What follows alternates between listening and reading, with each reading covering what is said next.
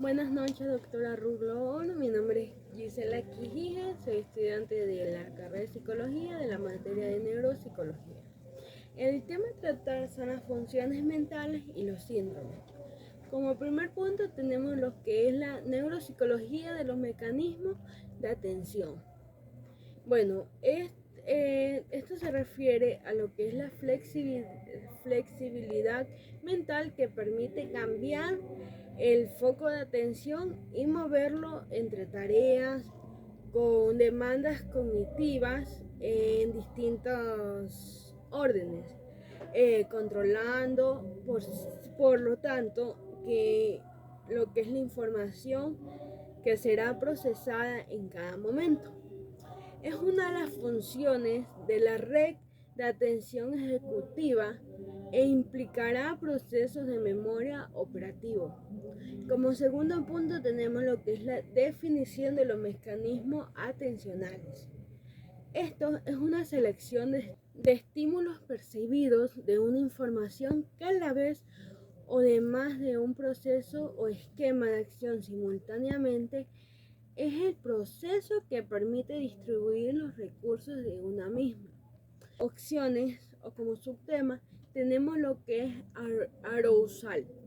Este es un nivel de activación cerebral. Esto implica tanto el ritmo de los procesos cerebrales como el nivel general de atención frente a los estímulos del medio, y esto regularmente es el sistema de activación reticular. Cuando el individuo se encuentra activo, este posee unos niveles más altos de atención y es capaz de concentrarse mejor. Este es capaz de dar respuesta de una gran cantidad de información y asimismo desempeñar las tareas que exigen distintas habilidades. Este también mantiene mejor la atención durante periodos de tiempo relativos que son más amplios.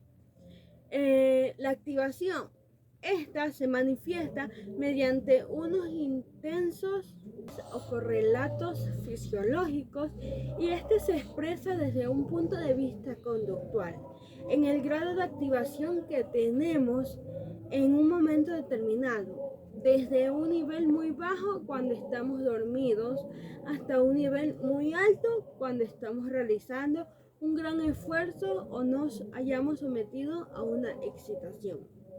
La atención, por otro lado, es el estado de inconsciente de la percepción de estímulos hacia un estado consciente de la misma mediante filtros finos, precisos y veloces. Sin embargo, existe el traslado de la atención de una manera involuntaria, que es lo que se conoce como botox attention o atención de abajo hacia arriba. La secuenciación. Esta es la habilidad de ordenar los estímulos percibidos, los pensamientos, la información y las acciones de una sucesión eficaz. La motivación. Esto permite focalizar la atención en un solo estímulo por encima de una gran cantidad de estímulos que llegan del medio. Es una gran aliada de la memoria y del aprendizaje, por otro lado, ya que mantiene abierta la puerta atencional, fundamentalmente para la adquisición o consolidación del conocimiento. Como tercer punto tenemos lo que es las estructuras anatómicas que controlan la atención. El cerebro mantiene circuitos especiales para cada una de sus diferentes funciones. Los circuitos de la atención están en la corteza cerebral, de la zona frontal, en el área llamada prefrontal. Y esta controla lo que es la memoria de trabajo, la atención y la inhibición de las respuestas. En el siguiente punto tenemos lo que son los modelos de atención. Este propone un modelo de atención constituido por 4 componentes. El primer componente es el sistema reticular. Este se encuentra relacionado con el mantenimiento del nivel de alerta y vigilancia. El tercer sistema es el sistema límbico y el giro cingulado. Este es responsable de los aspectos motivacionales de los procesos de atención. El siguiente sistema es el frontal. Este es responsable de coordinar los programas motores. Y como último sistema tenemos lo que es el sistema parietal.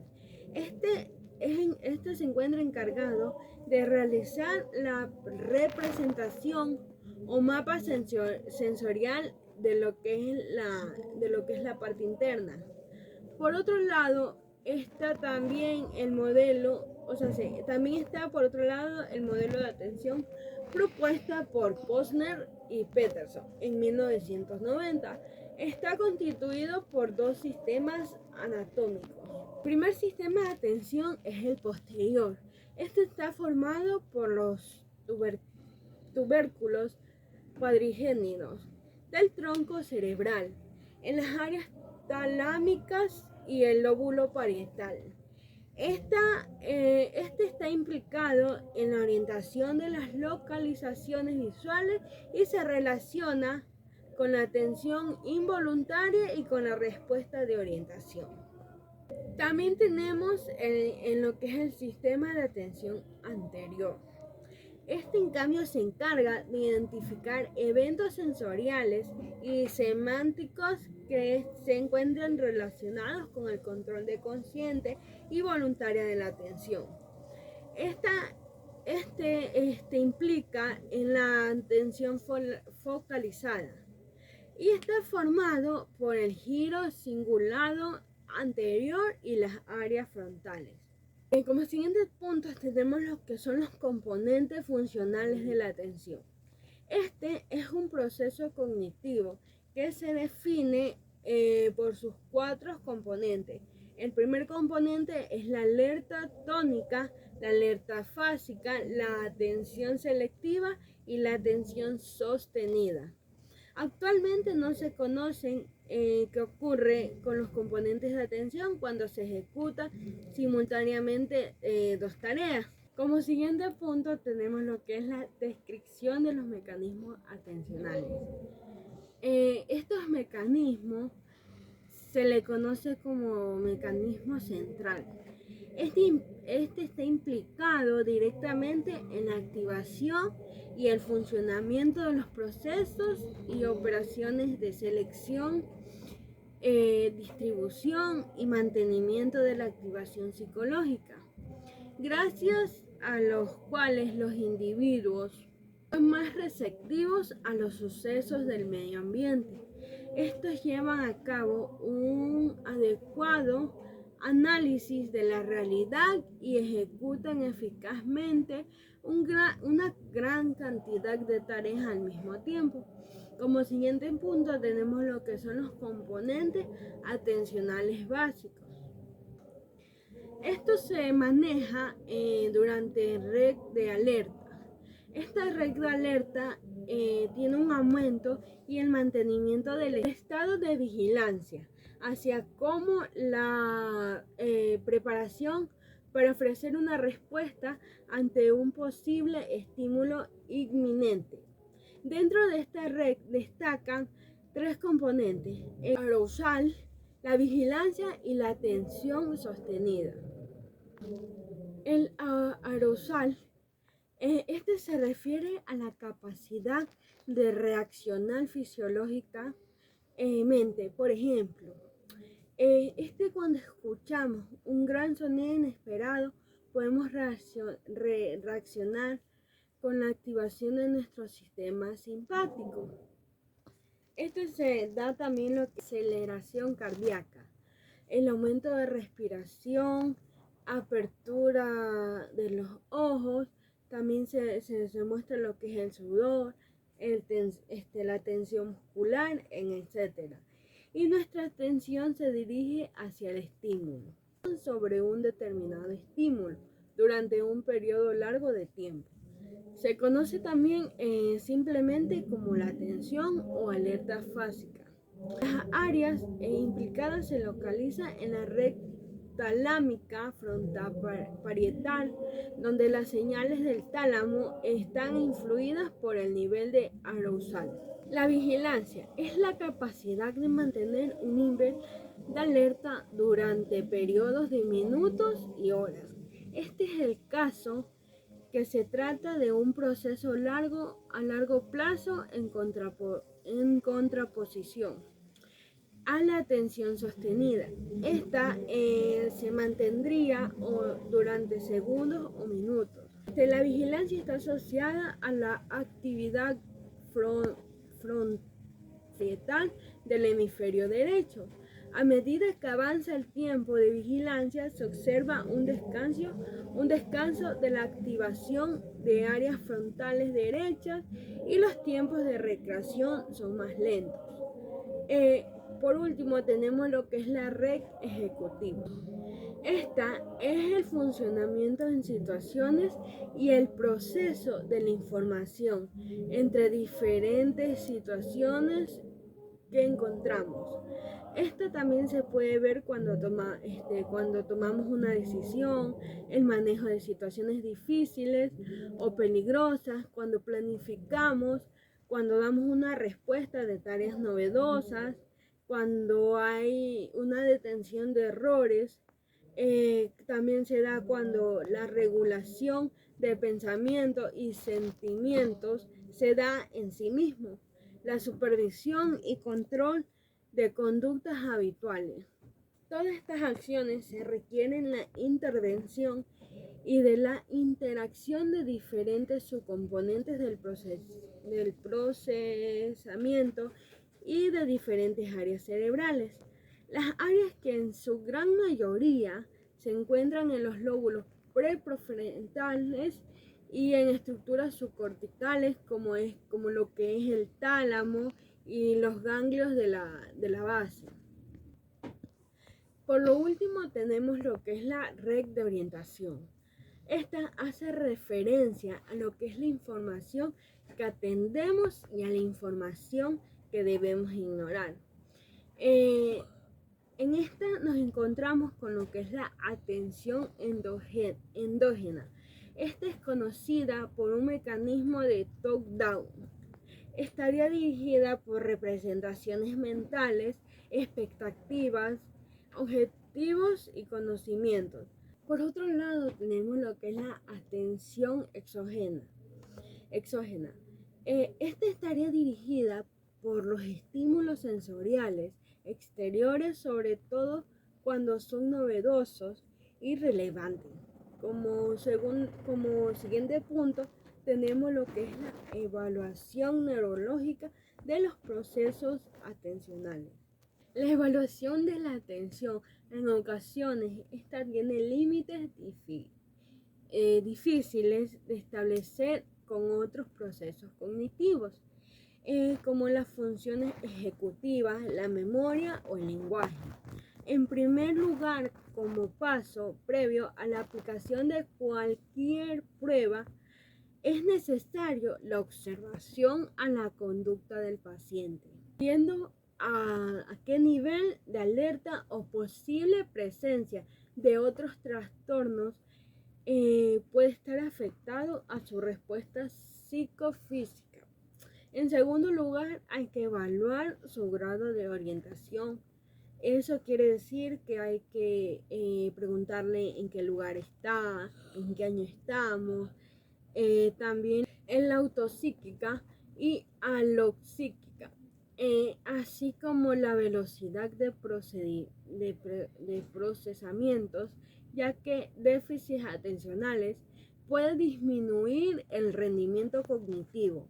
Esto es necesario evaluar diversos rasgos como es la falta de concentramiento, la fatigabilidad, el distractibilidad o disminución en la respuesta de orientación.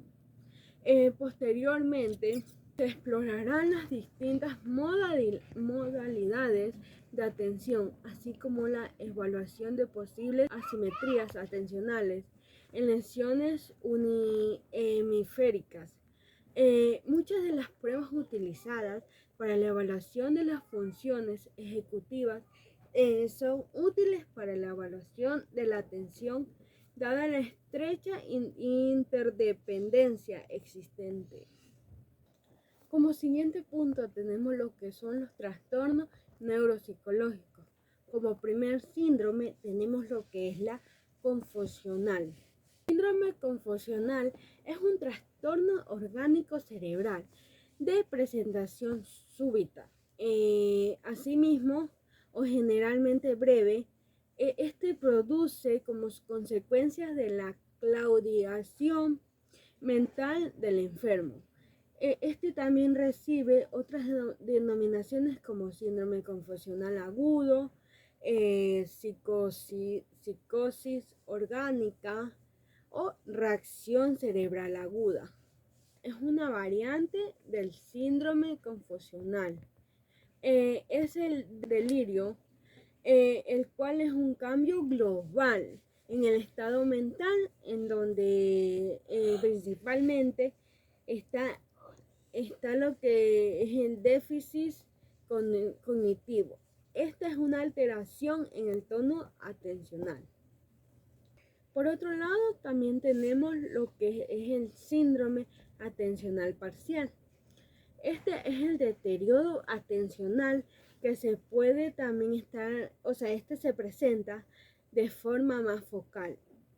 Como síndromes atencionales, estos síndromes no están bien definidos debido a que es el deterioro atencional. Este tiende a no estar presente como un síndrome definido, aislado, sino que se manifiesta como una ejecución reducida en uno o más dominios cognitivos. Por otro lado, también tenemos lo que es el síndrome de Berlín. Este es el que el ser humano es capaz de percibir sutilezas y una imagen detallada del mundo. Sin embargo, es un daño cerebral que puede destruir esta ilusión que tiene el paciente. Esto es exactamente lo que sucede en el síndrome de Berlín. Es el mundo visual que percibe erróneamente como una serie de objetivos individuales. Como siguiente punto tenemos lo que es el mutismo cinético. Este es un trastorno atencional que fue descrito por Cair en 1941.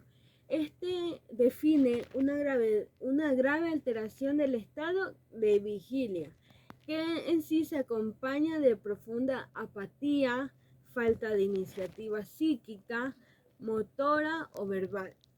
Este también se hace frente a todo tipo de estímulos.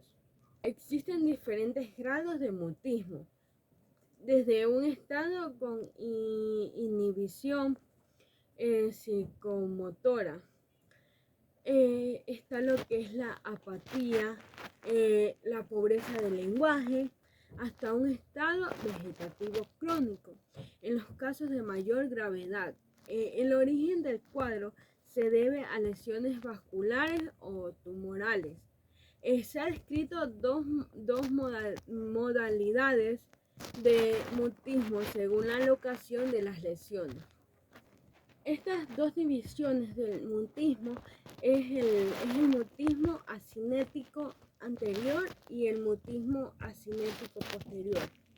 El anterior es el secundario a tumores localizados en el torno al tercer ventrículo, y este causa infartos de la arteria cerebral anterior y afecta a lo que es el giro cingulado de ambos hemisferios, mientras que el posterior causa infartos mesencéfalos que lesiona asimismo al sistema reticular activador accedente e implica al tálamo, quedando inactivas las vías dopaminérgicas.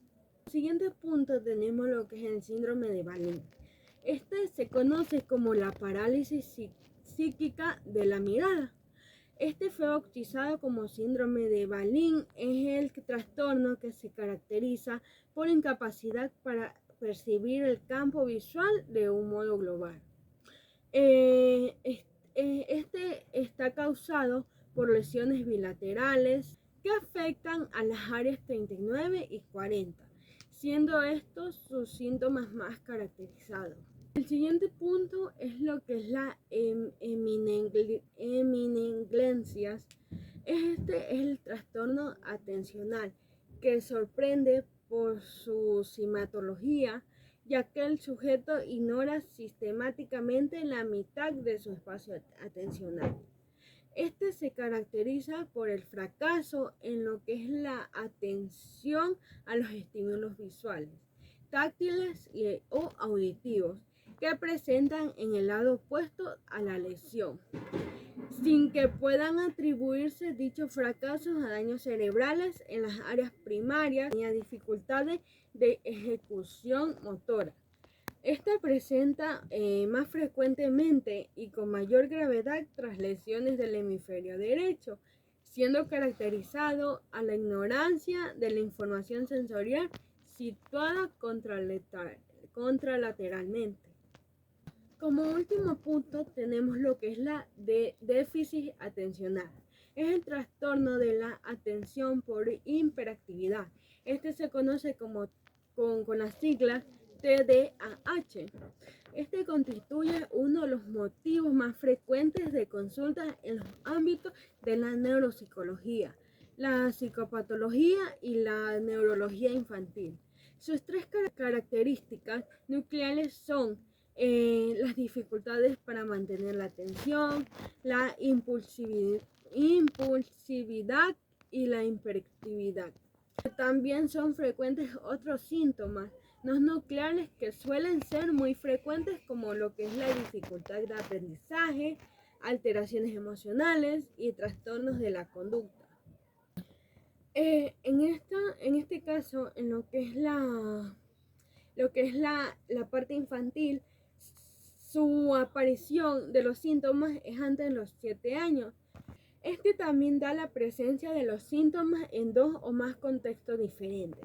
El deterioro significativo en la actividad académica o sociolaboral como consecuencia del trastorno de atención. Los síntomas no aparecen exclusivamente en el trastorno de un trastorno generalizado en el desarrollo, como lo que es la esquizofrenia u otros trastornos psicóticos que no se explican mejor por la presencia de otros trastornos mentales, como es el trastorno del estado de ánimo, de la personalidad o disociativo. Bueno, esta fue toda mi exposición. Muchas gracias.